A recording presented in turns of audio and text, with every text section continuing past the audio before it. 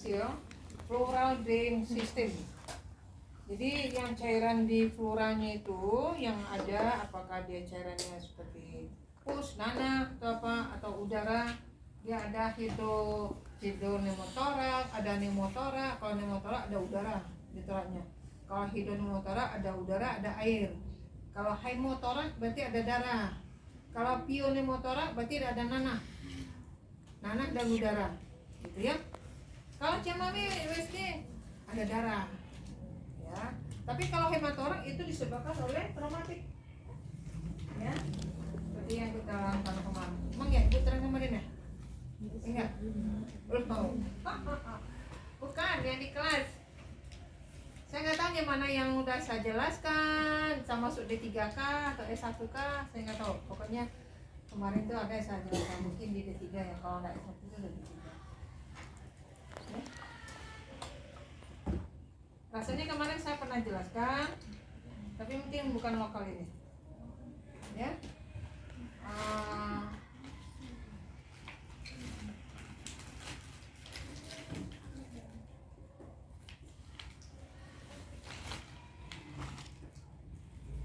Kalau pasien CA paru itu di USD-nya tampak titik darah, ya. Ya, kalau pasang WSD dia sesak nafas masuk ke paru, kemudian yang keluar itu adalah darah. Pertanyaan saya pertama, apakah ibunya jatuh? Enggak. Apakah ibunya selama ini sakit di dadanya? Iya. Tengok, oh perubahan bentuk. Ini lebih menonjol daripada yang satu. Kapan mau terasanya? Udah lama ini, lebih 4 bulan, gitu ya. Kemudian ibunya sakit, kan dadanya sakit. Dia nggak pernah jatuh. Yang kita curigai adalah ini adalah CA paru. Tapi kalau misalnya pasien kecelakaan, tapi mungkin nggak mungkin dipasang parunya. Dia hematorak karena kecelakaan yang patah tulang kostenya, meruptur ke pleuranya. Nah, hematorak itu bisa ada di bedah, kita mau jadi hasil UB tadi. Ya.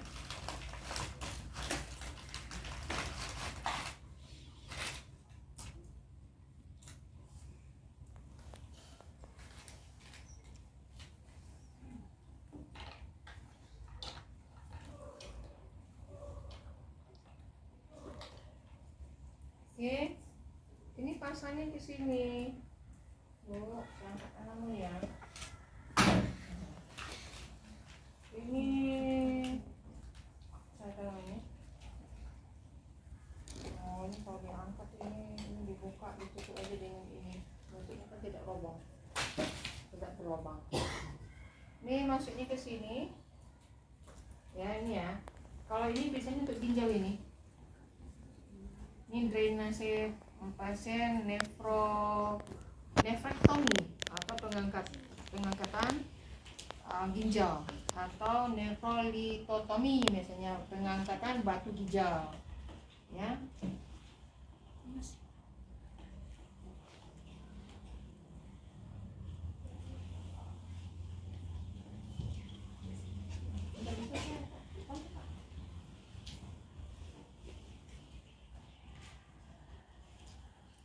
Ya.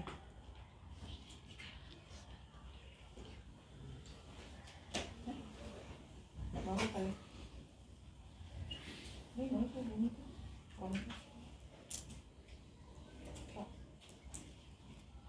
Ada yang lamanya. Ini ada yang lamanya. Yang lamanya itu di sini tinggal satu. Ada aja. Ditaruh dari mana? Ya, jadi ini bisa taruh sini, ya. Jangan, kalau dia pasiennya pergi ronsen atau pergi scan, ya. Nah, itu ini bisa dibawa, gantung di sini, ya. Ini kan tembusnya ke paru. Jadi di pinggir luka ini itu biasanya diikat dengan benang catgut ini ya. Catgut itu artinya benang untuk heating. Diikat, dibuhul, kemudian dijahitkan ke pinggir. Dia kan seperti ini nih, yang di dalam ini. Saya nggak mau buka karena saya butuh kayak gini. Diikat pinggirnya, kemudian dijahitkan di pinggir ini, pinggir luka itu, satu heating. Jadi kalau mau off-nya, off drain namanya. Off drain itu artinya drainnya itu mau dicopot, dibuka. Nah, dibuka yang satu itu kemudian ditarik, ya. Pasien disuruh tarik nafas supaya apa? Jangan tertekan. Jadi kalau dia tarik nafas kan agak longgar dia. Ya. Oke, sekarang kita coba. Ini di dalam apa WSD? Apa? Saksen.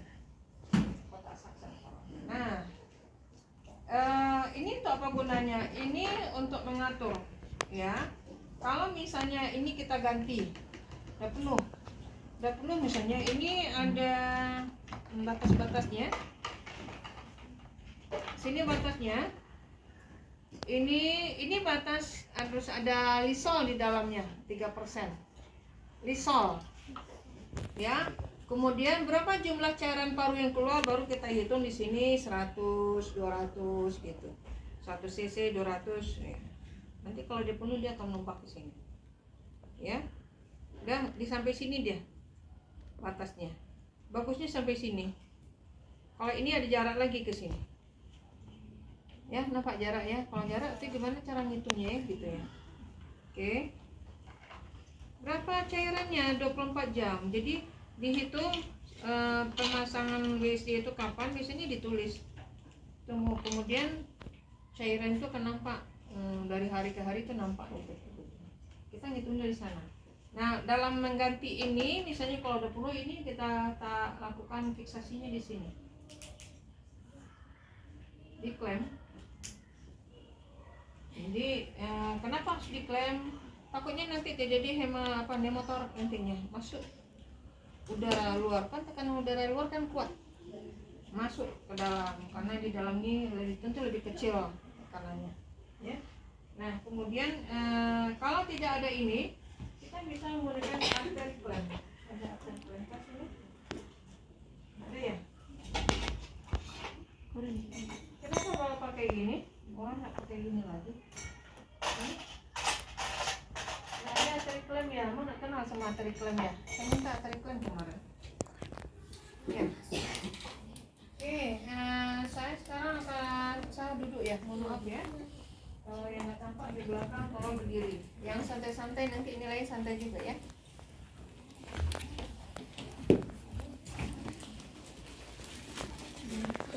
Duduk serang di mana?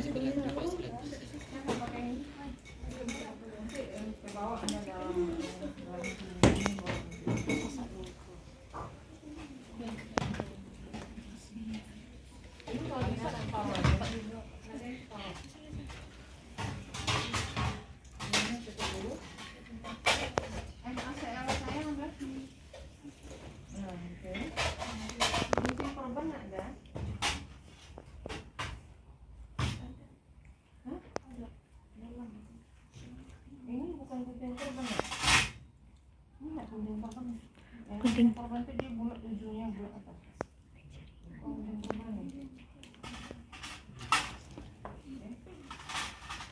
Kalau nggak tahu tanya. Ini gunting jaringan.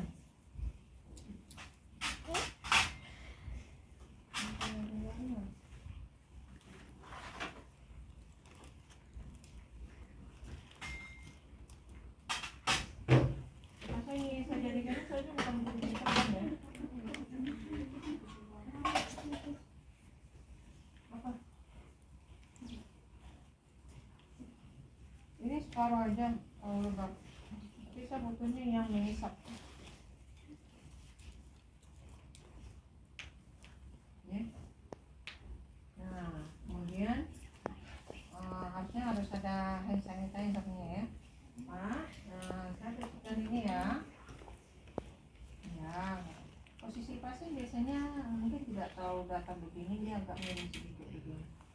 Nanti tolong dipegang di sini, tangan pasien. Nah, gitu. Ya. Pasiennya juga dia bisa miring, ini kan kontrolnya nggak bisa. Pasiennya mungkin akan begini posisinya. Ya, kalau kapasnya kan bisa dia menahan, kalau dia kan nggak bisa. Ya.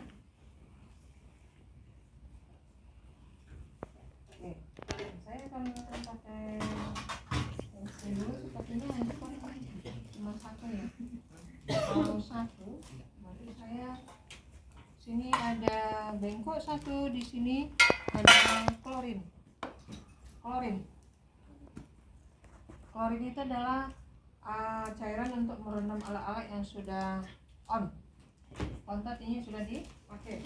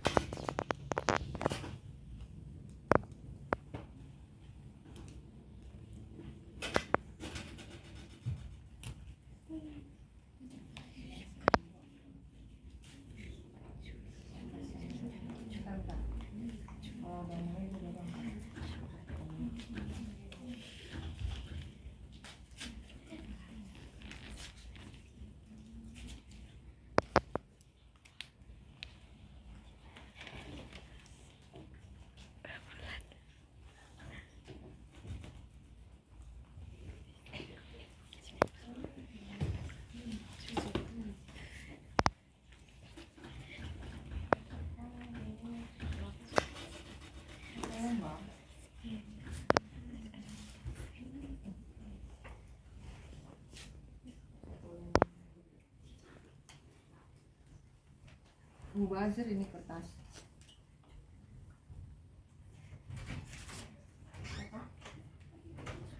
Apa itu? Mahasiswa. Nah, oke, sekarang sudah semua.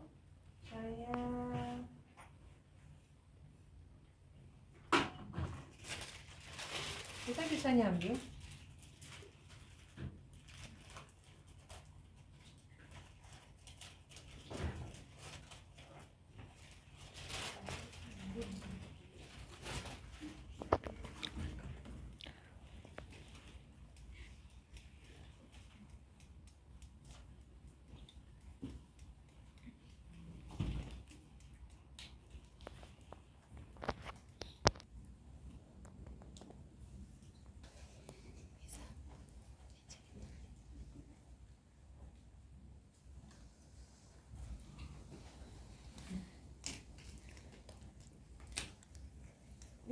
Sama satu pinset.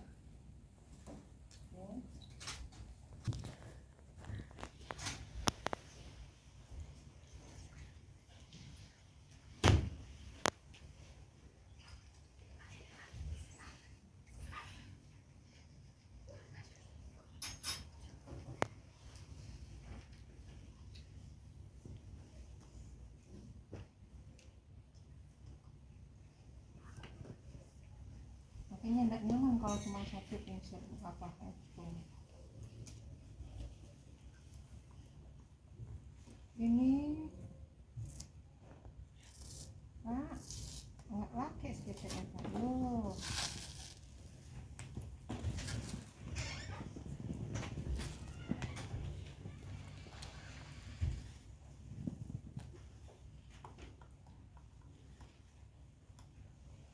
Kepala siapa nih? Bu ini nih, saya. Hah? Kepala saya yang kena.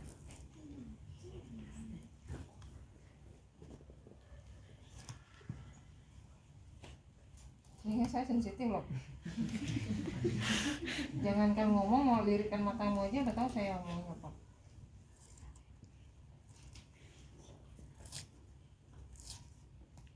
Nah, makanya saya katakan ini Bu, tarik Bu. Tarik Bu. Oke. Jadi kalau untuk perawatan WSD ini yang pertama itu mungkin yang bersih, boleh lah. Walaupun saya sebetulnya minta harus coba. Ini sepertinya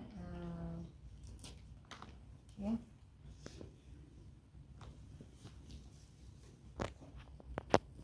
Nah, ini kan saya nggak bebas untuk membukanya, ya.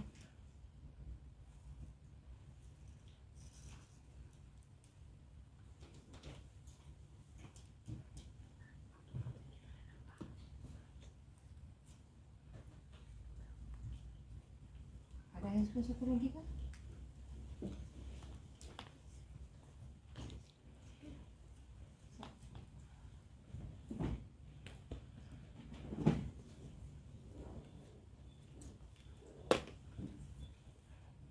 Ada kan handphone satu lagi?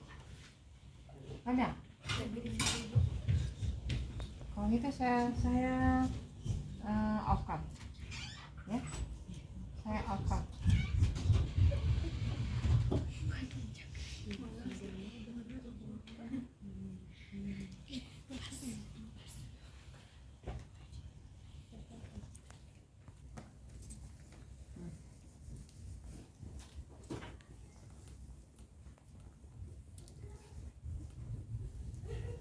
Nanti buka dia ininya juga apa? Gunting dua. Ini. Oh,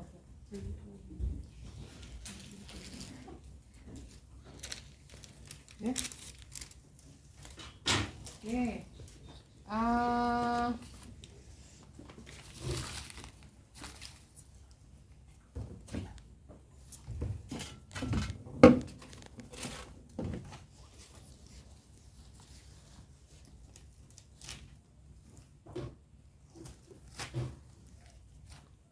Ya. Pak, kita bersihin lagi ya.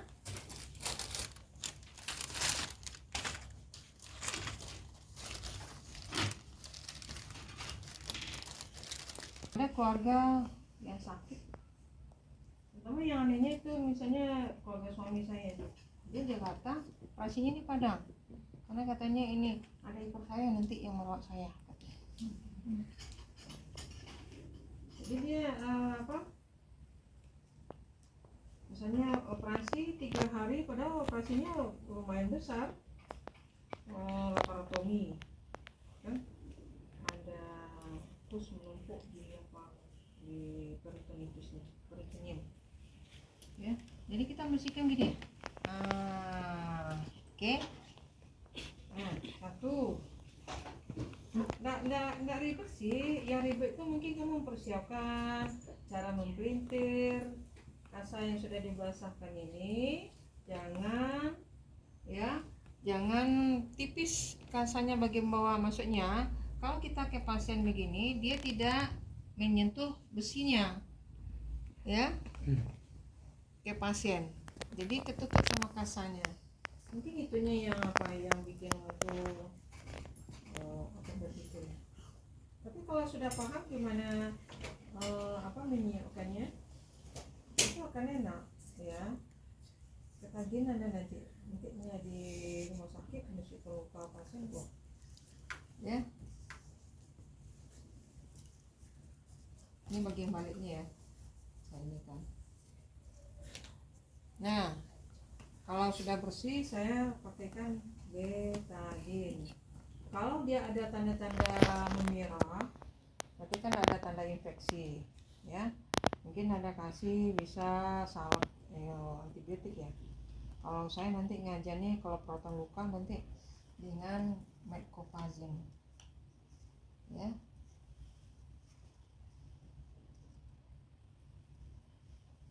Satu lagi boleh.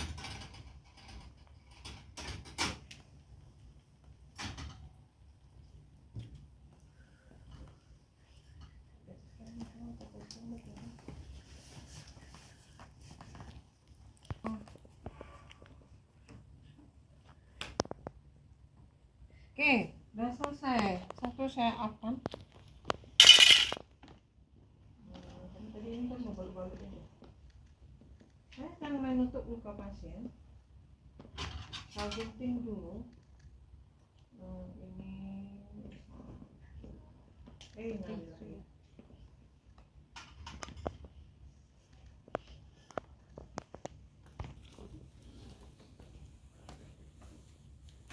Jadi kalau mau nggak punya alat untuk perawatan luka, nih handscoon, kamu punya handscoon satu dari NaCl, kemudian ada obat, ada plester, kemudian kasa. Udah. Nanti instrumen kemana Bu? Pinsetnya kemana? Ini. Nih tempatnya, steril, bisa kamu tumpah sini yang steril. Terus Bu, yang apanya Bu? Apa? Pincet saya nggak punya. Ini tangan, ya. Misalnya kalau untuk kom, apa yang bisa cari ya, yang bersih lah, bersih. Tapi bukan ini ya, bukan kobokan ya. Misalnya dari plastik juga boleh. Ya, mau bersihkan, kamu mau rendam dengan panas bentar. Itu tempat NaCl. Nah, caranya kamu masukkan, misalnya gini, ambil kasar satu, jadi lah, saya contohkan. Karena kebersihan ini berbeda. Ini akan ketemu ke luka, ini tidak boleh, ini sterilnya harus tinggi. Ya, ini. Dan itu tidak boleh diperas di dalam ini. Kalau tangan ya. Kalau pincet tadi kan nggak masalah, dia akan sama steril. Saya pindahkan ke sini, baru saya peras. Ini saya lakukan bersihan. Nah, itu kalau kita ini, kalau di lapang gitu, ya.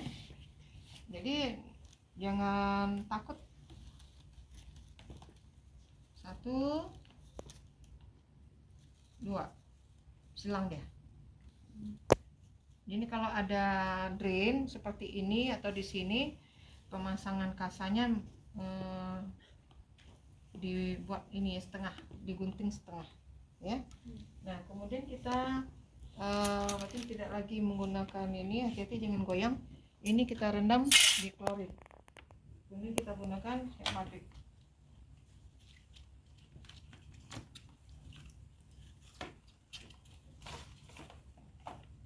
Hepapik situ ada, sayangnya ada ini terhambat dia.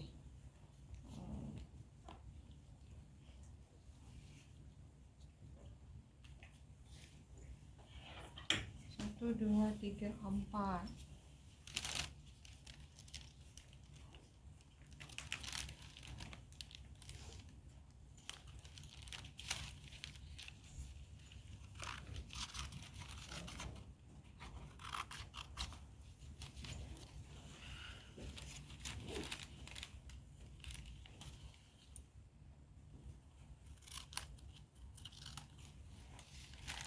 Ini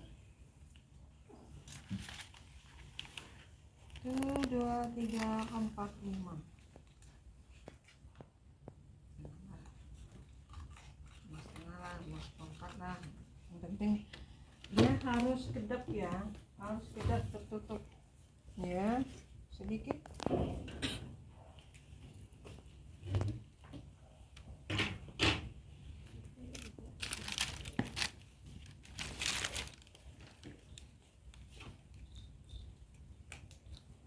Habis ini saya tinggal ya, boleh? Mau coba silakan. Nanti pertemuan besok 2 keterampilan lagi. Udah berapa keterampilan yang Anda tandai ya? Ya nanti saya punya utang Pak.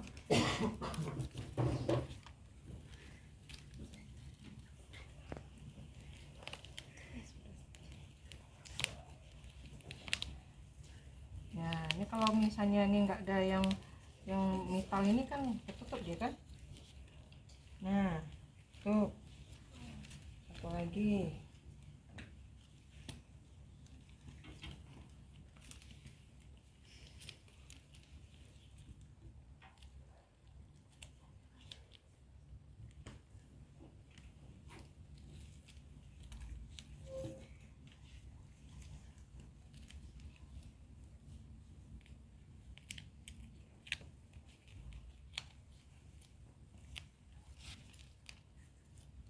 Ini ketutup semua ya, ini karena ada benda ini ya, harus terfiksasi lingkung, jadi nggak ada yang terangkat.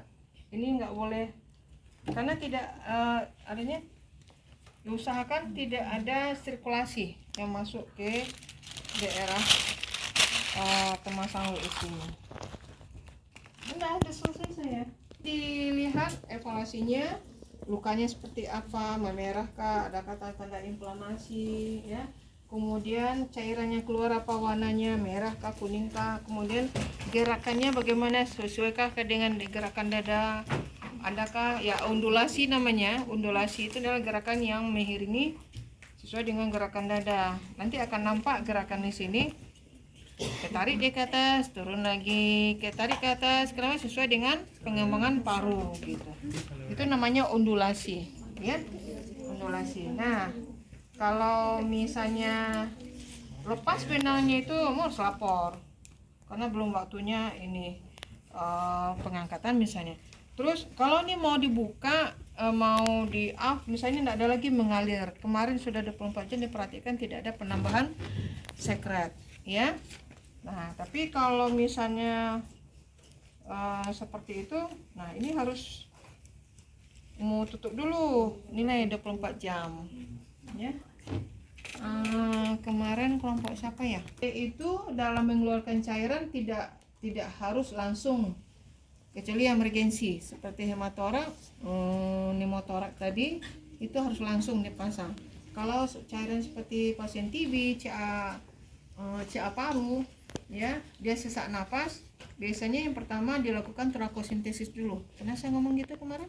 Belum, mati lokal lain. Jadi dia sebelum pasang WSD ini dilakukan dulu pengeluaran cairannya, tidak dengan WSD dengan selang besar ini, tetapi dengan torakosintesis. Torakosintesis itu bagaimana caranya? Dudukkan pasiennya, Bu.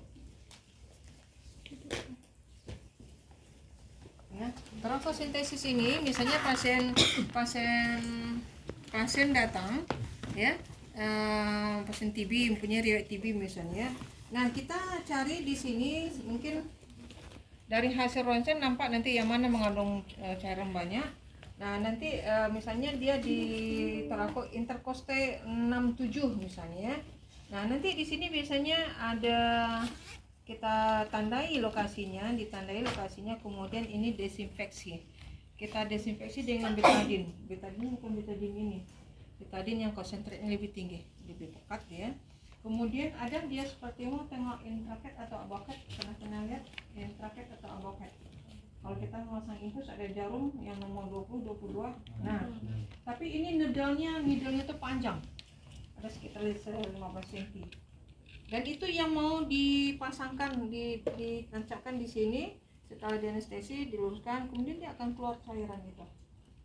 Ya, kalau cairannya itu keluar yang pertama, misalnya hari pertama bisa keluar 1500 liter cc, 1500 cc atau 1500 ml misalnya.